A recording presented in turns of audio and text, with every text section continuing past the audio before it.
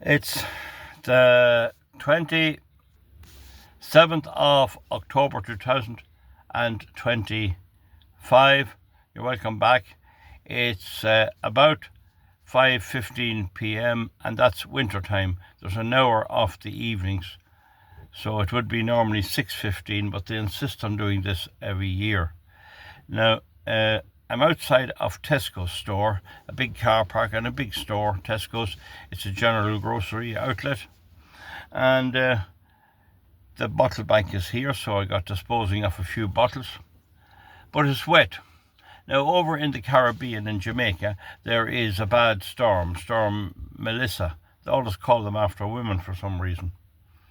We want to remember them in our prayers and hope they'll survive. It's going to dump an awful lot of rain on that island. We don't know where it's going to go then. It may go across eastern or western Cuba. I'm not sure. I think it's eastern Cuba. Hopefully it'll go out into the Atlantic and dissipate there. We don't know. So anyway, that's that. Now here in Ireland, we will eventually get the tail end of that. That will come here in about 6 days' time. But it's wet here tonight. It's cold and miserable. You wouldn't want to be out too long. Not a normal person. You wouldn't want to be out too long. And it's nice to have the wee bit of cover. But I'm just thinking here, I'm in my little van here with its diesel engine, and it has its own heater. So as I head off my 20-mile journey home, I can adjust the heat any way I like and put it on high or low or whatever and reach a comfortable temperature inside in the cabin of the van. But if this was an electric car, that energy would come directly from the power station. With this van, it comes from the diesel, and when you have some diesel, you know what you have. If there was a shortage, I would get a few cans of it, a few probably 25-litre drums, and I'd have it in reserve. But once you know you have the diesel, the heat is a byproduct of the combustion in the engine. However, the EU has deliberately tried to stop this, and they're trying to phase them out and stop production of them by 2035. And replace them with electric vehicles. Now again, the heat in an electric vehicle comes directly from the power station.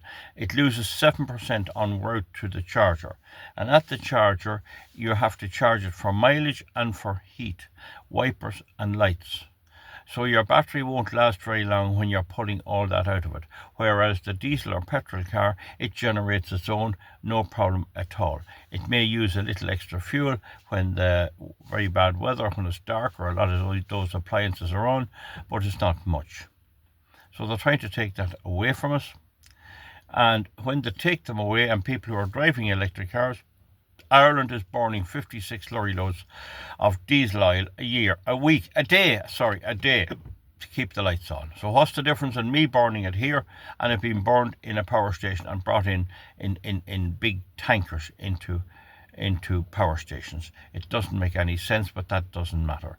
Now, the people of Ireland had no choice to vote out the Greens, but they voted for Catherine Connolly 25%, and we now have a Green left-wing president.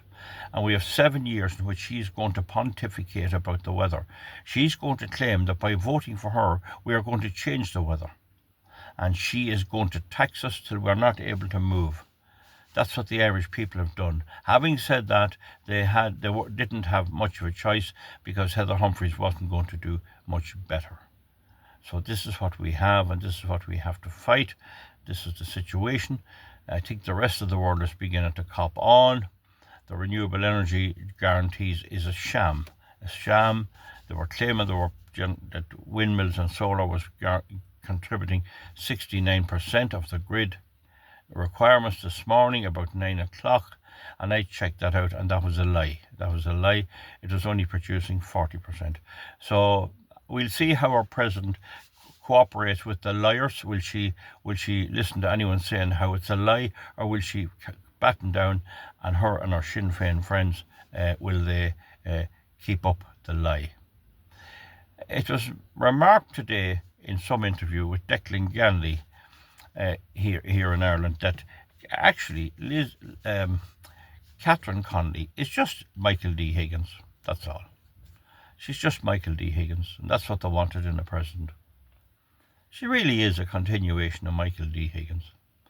She was in the Labour Party at one time before she went independent. So in many ways, they were saying in the paper the way we had two Labour Party sponsored presidents. I think you could say we now have three. We'll see you back for something soon. Comment underneath. I can drive off now a little bit of heat with wipers, with lights, safety, with using only a little diesel in this little van, and I can get to my destination hopefully without any breakdowns or anything else. If you have an electric car and you're using appliances, it's going to draw out of it, and you're going to have a lot less mileage or kilometres from your charge. Moreover, the cost of charging it up is astronomical, and the cost on the environment is worse still. See you back soon. Thank you very much. Bye.